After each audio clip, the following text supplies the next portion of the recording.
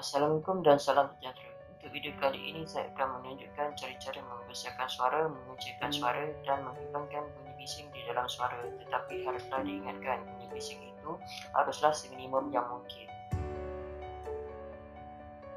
Kita buka Filmora 9. New project. Import media.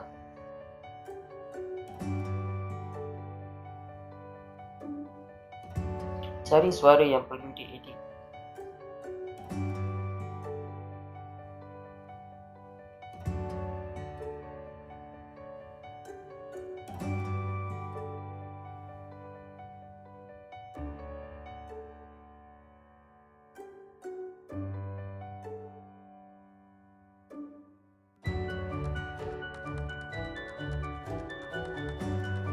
Tarik ke layar 1.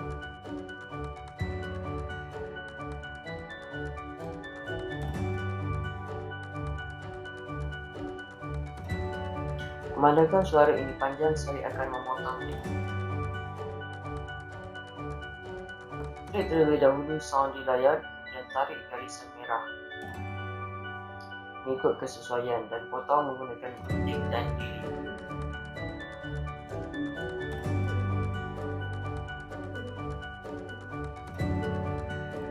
Double klik pada mouse di sebelah kanan akan keluar seperti gambaran di atas. Jika anda hendak membesarkan lagi suara, seret ke atas. Sekiranya anda hendak mengecilkan suara, seret ke bawah.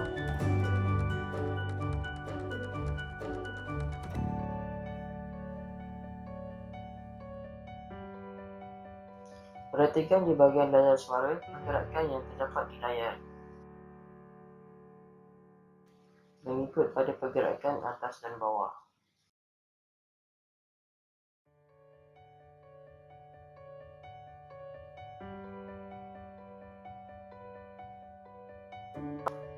Sekiranya terdapat latar belakang suara yang bising, anda boleh klik Remove Background Noise, seret ke Strong dan klik OK. Dan anda boleh play. Anda boleh dengar dengan teliti suara anda lebih jelas.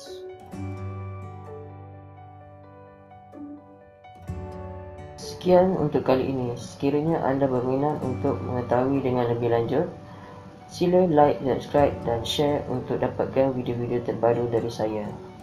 Sekian, terima kasih.